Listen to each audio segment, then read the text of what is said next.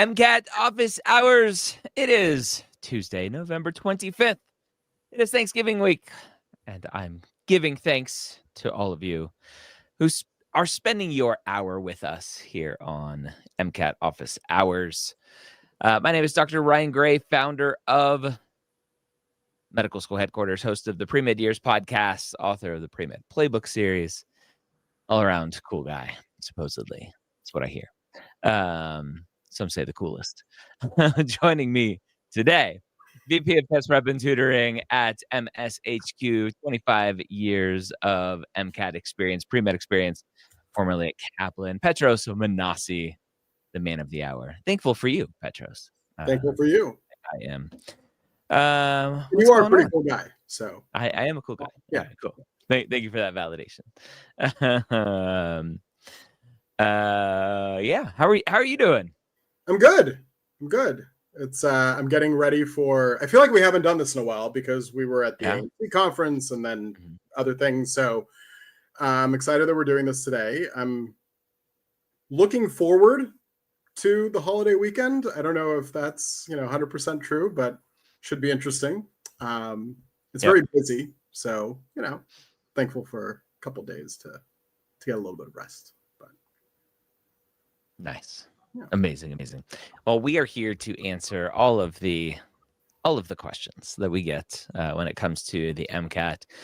We're in a kind of an MCAT lull in terms of tests because we're in the period of time where there are no MCAT administrations and there's no scores coming out now. Yep. So it's kind of a lull right now. Obviously, students are working hard and studying to take the MCAT coming up here in January. When's the first MCAT administration in January of 2026? Hold on, the 9th or the 10th. Yeah, so pretty early. I have it up actually. I was literally just so it is. Drum roll, please. The first administration is, if my computer will, January 9th. So we're 6 weeks away ish from that. There we go. Yeah. So close. Yeah, January 9th. You can find that at medicalschoolhq.net/MCAT-dates. We'll have those dates constantly updated there for you. It shows the test date, the 60-day deadline, the 30-day deadline, the 10-day deadline, and the score release date, all there in a pretty little chart. So go check that out. For someone studying for the MCAT for that January 9th date, what should they be doing right now? If they haven't already, they should be transitioning over to working on problems. So, this is one of those things that comes up a lot where students are kind of get in this mode of review, and they're just kind of aimlessly reviewing all sorts of content, which is good. I mean, you want to be reviewing content, but if you're 6 weeks out from your exam date, now is not the time to be reviewing content. Now is the time to be practicing problems, even if you haven't finished all your content review, and really utilizing the outputs, the results of their performance on questions to dictate what content they still need to go and review, right? As opposed to having this mindset of, I'm going to review the content from A to Z. I'm going to start at the beginning, I'm going to end at the end, and I'm going to cover everything, and then I'll go and work on problems. At this point, even if you weren't 6 weeks away, if you're 2 months away, like, get working on problems. The MCAT, I mean, you've heard me say this 100 times. I'll keep saying this. It will never reward you for just knowing something. It will only reward you for knowing how to use that information. So the sooner you can start practicing that skill, the better off you're going to be in the long run. And then you also, once we get to, let's call it the 4 or 5 week mark, by that point, you need to start building your endurance skills, because there's one thing to do a question in isolation. It's another thing to do a passage with its questions in isolation. It's another level to do a section in its isolation versus an entirety of the exam. I mean, this is not a short day, right? You're looking at 4 sections, 3 of which are 95 minutes, 1 of which is 90 minutes. There are breaks in between. There's a mini lunch break in there. It's a long day. So you have to build the endurance skills and make sure that you are as fresh after that lunch break for the biochem section and the psych-soc section as you were. Yeah, exactly. I have problems with that actually. So the S and the S's, right, is it makes it a little hard. But yeah, it's really one of those cases where you got to start building those endurance skills. And I wouldn't say go build your endurance skill by going and taking a whole bunch of full lengths. It's a slow process, right? You got to kind of work your way up to it before you actually go full force and start taking 8-hour exams. So there's a lot that can be happening right now for students who are testing January, February. Let's not forget that now there is a February test date, so it's kind of the one in between the traditional January and March dates. So we're kind of in a good spot right now as far as timing is concerned. Yeah. It's a slow day for questions. I think everyone's traveling home or just resting at home. If you have any questions about the MCAT or studying or anything else, let's have it. Petros, do you want to jump into your deck today? Yeah, we can talk about this, and maybe that'll prompt some questions as we go through. So we've been kind of mixing it up in terms of which section. So we're going to look at psych-soc very specifically here. But really what we're going to look at is also applicable to something else in your life. And I won't tell you what that is necessarily just yet. We always start with the slide for a very specific reason. And that's to remind ourselves what's actually happening on the MCAT. You're taking your prior knowledge, the information that you have learned through your studying, not just content-wise, but also knowledge about how the exam is structured and how the exam rewards you. You're taking new information from the exam itself, right, in the passages and in the questions, to reason out an answer choice, which is parallel to what a physician is doing, right? A physician is taking prior knowledge, new information from the patient, putting the two together, reasoning out a diagnosis. And so very much in parallel and very much the mindset that you want to be looking at when you're going through your own studying and you're thinking about all these things. So we'll call today's kind of mini lesson or mini question, get in the zone. And Ryan, what would you say? Auto zone. There you go. I was waiting for that. So I deliberately did that. So here we have our cat. I'm a sucker for jingles. I may have noticed. O'Reilly's. I know all the automotive ones. That's the rival one, right? There was one with a honk. I remember. I think it was Napa, maybe, but you'll remember it, I'm sure. I can hear it and see it. I'm trying to think what it is. Keep going. It'll come. So we have our cat, our MCAT. Who is trying to get in the zone, right? So this is key. So here's a very classic psych-soc type question.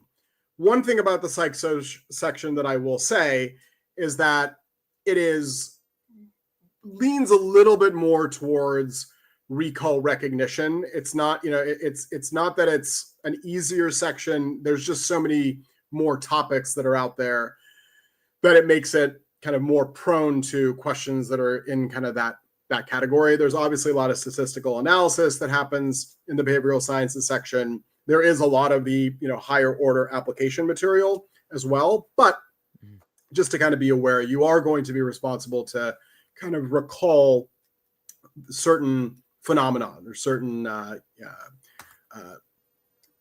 kind of categories of various techniques that are out there. So here is one of them. So we have a second grade teacher who's designing math activities that align with, and I won't even try to pronounce the name, Vygotsky's zone of proximal development for her students. She considers 4 possible approaches for a student who can independently solve single-digit addition problems, but not double-digit addition problems.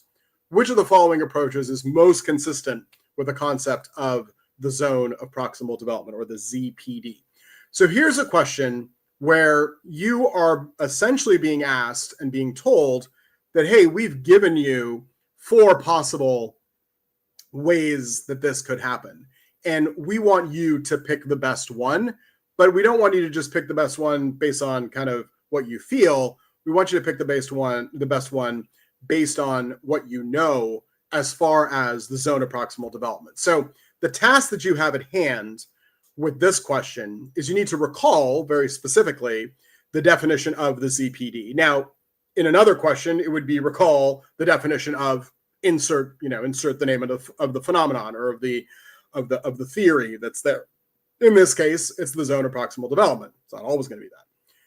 Second, you need to evaluate each scenario. So each scenario is an answer choice based on the difficulty of the scenario that they're presenting to you and the availability of guidance that's there. And you'll know that once you know what the zone of proximal development is and once you've recalled that. And then you need to select the single best match. So you really have three jobs at hand. You have to recall, you have to evaluate, and you have to select. These are the three things that you have to look at. So RES, relatively easy to remember. So if you don't remember what the zone of proximal development is, here's what it is. So the zone of proximal development tells us that you have an actual development level. So this is what a person can do without any help. So if I came to you and I said, today, this is what you can do without any help. In our example here, we have a student who can do single-digit addition problems. So that is what they're able to do right now at their level. Their potential development level is what the person can achieve if they have guidance from someone who is more experienced. So in theory, this child eventually could achieve learning calculus or multivariable calculus or even higher orders of math, right? There is that full potential is there as far as this individual, provided that they have the guidance of someone who has learned it before. So this is the passing on of knowledge, if you will. But it wouldn't make sense today for the student who is, able to do single digit addition to all of a sudden jump to multivariable calculus. You have to kind of build the foundation blocks. So the zone of proximal development is defined as being the space between the two levels where the learning occurs most effectively. So in this example here, we'll take it down a notch. They're able to do single digit addition. If the next level up is double digit addition, then we are going to be in that middle space where you effectively are going to be saying, okay, you're able to do this on your own. You're not yet able to do this next thing on your own. So this is where we're going to give you the guidance, and we're going to give you the opportunity to work with somebody who is a little bit more experienced. So you don't want it to be too hard. You don't want it to be too easy. You need it to be kind of just right. So that's the first step, that recall. Then you have to go and evaluate each of the scenarios. Now, the scenarios, the actual answer choices, are quite long. And so, the first answer choice, and my apologies, we'll just look at this over here. First answer choice says assigning the student single-digit addition worksheets to reinforce mastered skills without any teacher assistance. That's too easy for the student, right? They already know this stuff. They don't need to do more of that if they want to learn. They're already good on it. They're going to get those questions right. You need to challenge them ever so slightly, but you also need to give them guidance. The second answer choice says having the student attempt double-digit addition problems independently and grading the work without providing any feedback. The problem that we have here is that we're giving them something that they don't actually know how to do, and we're not going to give them any type of guidance. We're not going to give them any type of feedback. So this is too difficult for the student, and there's no guidance. So we have kind of failed as far as the being in that zone of proximal development. So this one is opposite to A, which was too easy. This one is too difficult, and you're not giving any guidance. If you pair the student with a slightly more advanced classmate to work on the double-digit addition problems, who's going to offer hints and step-by-step prompts as needed, this is just right? You effectively are saying, okay, I'm going to have you work with someone who already can do this. They're going to be able to help you along. They'll be able to give you some guidance along the way, but you're going to be challenged, but not so overly challenged that you're going to want to give up. So this is that kind of just right region. probably our answer choice, but let's look at D just for completeness. Introducing triple-digit addition problems to the entire class during a timed independent quiz to identify high achievers, that's way, way too difficult, because now you're jumping steps, right? You're going from single digit up to triple digit. What happened to the double digits? So this is where it becomes way, way too difficult. So the only one that can work is the one that's just right, because that fits into the concept of the ZPD. So you needed to know what the zone of proximal development was, and you needed to be able to identify the one that fit into it, which is going to be answer choice C.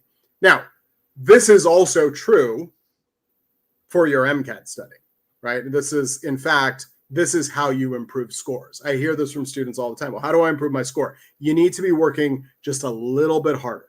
Every single day, you just work a little bit harder, a little bit harder, a little bit harder.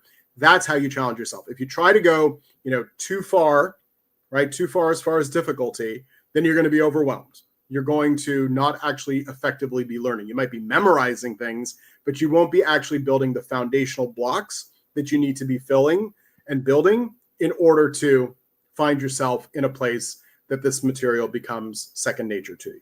So that is a kind of underlying philosophy of how you're going to want to always be approaching your MCAT preparation, is always trying to be in that zone of proximal development. So very, very important to kind of keep that in mind as you're thinking through this. This is how our tutors work. This is how our faculty works with our students. This is how I work with students, right? Is always keeping yourself just slightly uncomfortable, because that means you're going to be experiencing growth. If you ever find yourself in a place where you're like, oh, I'm getting every single question right, this is super easy, I feel real good about myself, why aren't my scores improving? It's because you didn't challenge yourself enough. If you're feeling overwhelmed, that means you're challenging yourself too far. Not yet, right? You need to kind of scale things back ever so slightly, as it were. So that's the zone of proximal development. Yeah. Applies. Let me ask a question that isn't really specifically related to this passage, but it's just strategy on the MCAT itself. As you were going through these, and go back to the slide here, I can control here.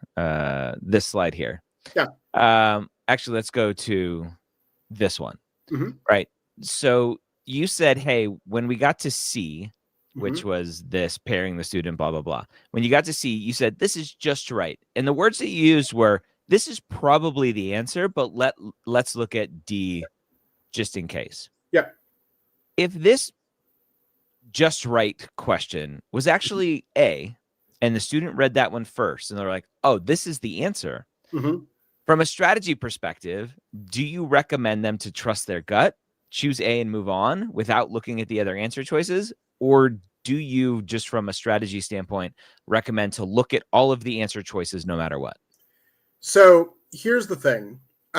What I didn't explicitly say, and I maybe should have said it, but this is part of kind of how your mind has to adapt to this exam. One, so this is a long answer to your very good question, so thank you for asking it, and that legit. The MCAT has one correct answer that is undoubtedly correct, right? There's no questioning it. And it has three incorrect answers, which sometimes the reason why they're incorrect is because they're half right and half wrong. If something is half right and half wrong, that means it's wrong, right? If something is half right and half wrong, you wouldn't say, oh, well, I'm going to choose the half right part of it, and that's the reason why I'm justifying my answer. So the thing that I implied and I didn't explicitly say was that you are going, once you know what the zone of proximal development is, right? You've recalled that information. You know that you need something that is showing that the student is being challenged, but not overly challenged, and they're getting guidance. And since C fulfills all of those requirements, then if the test has been written correctly, which it usually is 99.99999% of the time, then there will not be another answer choice that would fulfill all of the requirements that you need in order to justify a correct answer choice. So to your question, if answer choice C had been answer choice A, and you read it and you're like, this fulfills every single parameter that I have gone into the answer choices looking for, right? This goes back to the grocery store, the grocery shopping list analogy of you go into the grocery store with a list versus going into the grocery store and just finding things that, being you hungry. What is that? Being hungry. Being hungry, right? I mean, this is legit. Like, don't go to Costco if you're hungry, because you'll end up, buying way too much food because, you're not thinking at that point. But that's the thing, is that, yes, if you saw A and it was, just right, that's your answer. You can glance at the other ones if, you just want to kind of put yourself at ease so you don't have any doubt. But, you don't necessarily need to do a full kind of thorough dive. It'll be obvious to you why the other ones are wrong if you're going into it looking for something specific. If you go into the answer choices hoping to find one that works, you can quite frankly justify any of the answer choices, right, to kind of your heart's content and say, well, I mean, just for fun, the triple digits would be challenging them, and they would probably get guidance from each other, right? I mean, you could try to. It didn't say that anywhere in the question, but yeah. Hopefully that answered your question. Yeah, definitely. So I think a lot of it is that strategy of going into each of the questions, or finishing a passage or finishing the question stem and going, okay, let me rephrase this question. What am I looking for? What are they looking for? Yep. And then find that thing and then get out of there. Exactly. Don't go tripping on landmines going, oh, wait, that one looks interesting too. Yeah, that is the exact kind of day of execution, or day of MCAT execution. Like, that's how you're going to play the game. Obviously, when we're looking at a problem like this, people will say, why not look at C or D, right? Like, what about D? So, like, just for sake of completion, set our minds at ease, we see that it doesn't kind of fulfill that. The other thing I'll add to that is, how I put, like, too easy, too difficult, right, just right. You could even jot those down if you wanted to on your scratch paper, right? Like, you could take that really quick notation, because really that very long answer choice, all it is saying, it is representative of a too easy situation. B is a too difficult situation. D is a way too difficult situation, right? So, like, that's all the answer choices are really doing at the end of the day, is they're, giving you these kind of long-winded, now I'm being long-winded, right? These long-winded statements to just say, oh, it was, the teacher gave a too easy or a too difficult type scenario. So you can just put those in yourself and rethink it. And then you said something as far as the question itself. I'm sure I've said this before. If I haven't, I apologize. But you always got to be thinking about the question behind the question, right? So, like, what are they it's easy to say, oh, what are they really asking? Like, just reform the question down to its core, right? Are they looking for the coefficient? Because maybe they asked in a very long-winded way. I mean, this question here was basically asking you, prove to me that you know what the zone of proximal development is. Like, that's at its core, that is what mission this question is trying to accomplish. Does the student, yes or no, know this concept that we have chosen to test them on? So, yeah. There you go. There you go. All right. Well, my friends, Petros, we at Medical School Headquarters, you at Medical School Headquarters, have been working hard on a new winter immersive MCAT course. Yeah. Want to talk about that for a second? Yeah, we can talk about it. We should definitely talk about it. It's so let me take a quick step back. So it's called MCAT Immersive. Or MCAT Winter Immersive, since the winter is upon us. Effectively, what we have is a opportunity to maximize the winter break period of time by attending a group instructional program that will be taught by an expert, right? Taught by instructor-led, who will provide guidance and make sure that you're in your zone of proximal development, right? Make sure that you're not overly challenging yourself, but challenging yourself at the same time, and primarily focusing on problem solving. So yes, there'll obviously naturally be some discussion as far as content, but it's not kind of your traditional boring, let's review all this content and then do some questions MCAT preparation. It's let's dive in, Let's work on problems. Let's work on passages. I will say in the early days, it will be a little slower in the sense of, all right, we're really learning the strategies and learning how to approach these passages.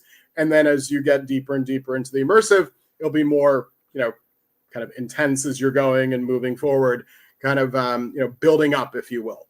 As far as who it's for, it's really for anyone who's testing in 2026. We will run more of these later on in the year. So like in the later spring, summer, we'll definitely do more of these. But for right now, for students who are testing in January, February, this will be a great kind of capstone to the work that you've been doing, if, whatever preparation it is that you've been already involved in. And then those that are testing March, April, May, June, it's a good kind of launching board. So it's a good way to kind of get started and get thinking about, not just get thinking, get working on your MCAT preparation, and maximizing the time that you have free over winter break. I know, obviously there are vacations and there's stuff like that, but it's a real good time. I mean, I always see winter as a great time to study, just for anything, because for the most part, the weather's not that great. So you don't want to be outside too often unless you're going skiing or going somewhere to be specifically in the snow. The days are short, right? So it's not like you have long evenings. I mean, by the time you're done with your day, it's dark. I actually realized yesterday that I did not see daylight. Like I didn't go outside until like 5 o'clock, and I was like, why is it? Oh, right, because the days have gotten shorter. I hadn't gone for kind of a morning stroll or whatever. So that was kind of a wake up call that, oh yeah, we're definitely getting into winter. So as Jon Snow says, winter is coming. Winter is coming. Winter is definitely coming. So as far as utilizing the time, it's great. It starts December 17th. All the sessions are recorded. So I know some schools get out, a couple of days later. Some schools get out a little bit earlier. So we kind of split the difference as far as the start date was concerned. But all the sessions will be recorded. So if your school, if your year ends on the 19th or your term ends on the 19th, you can very quickly catch up. Essentially, there's going to be a period of time that will be 3 sessions per day, hour and a half each, all problem-solving sessions with office hours in the evening. So that'll be for the first week or so. And then there's a little bit of a break. Now that kind of naturally fits in with some of the holidays, but those breaks are for you to then go, okay, take a pause, because it is important to take breaks when you're studying for the MCAT. Take a pause, take a full-length exam, review the full-length exam, and then do some practice problems. So we'll give guidance along the way of kind of what you're supposed to be doing over that time. And then you'll come back for some more problem-solving sessions, office hours. Mm-hmm. Again, another period of time where you will take an exam, review it, problems, come back for more problem-solving sessions and office hours. And then for those that are, testing January 9th and 10th, you'll be done 1 week earlier. But for those that are testing a little bit later, we'll do another week on like the 12th and the 13th of January. So that way, if depending on when you're testing, you'll still, you won't miss out on anything. It'll just be we'll just mix it up accordingly. So we're really excited about it. We've got a great team who's going to be delivering it. I'll be teaching some sessions, so I'm looking forward to that. And so coming soon. It's here. It's just a matter of getting started and all that. If you do, if you're interested in it, I have the QR code updated for the consults, Ryan. So if you want, on the deck, if you wanted to, if you can put that up on the deck. Let's pull that up. That one. Yeah. Maybe go schedule a consult to learn more how we can help you, whether it's through one-on-one tutoring, through our new winter immersive, amazing fun stuff coming. We've been working hard behind the scenes on all of this stuff. And there's also tutoring. So, let's not forget, there's always tutoring. Some students are already talking about supplementing their tutoring or their winter immersive experience with tutoring as well. So that's also for sure. We love it. Yeah. And it's on sale for Black Friday. So it is on sale. Yes. All right, friends. Well, I think That's all we got for today. I don't think there are any questions. Let me double check. No questions coming in. We'll have a shorter session today. Everyone, enjoy your Turkey Day or whatever you are celebrating. I wish you a happy holiday, and we will see you next week. Take care. Bye-bye. Take care.